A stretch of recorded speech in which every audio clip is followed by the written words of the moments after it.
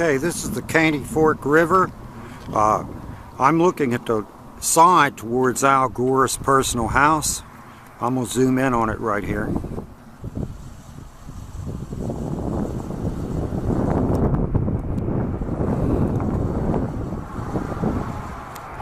This is our ex-Vice President Al Gore's house. The land on the side of the Caney Fork River towards his house. Flooding.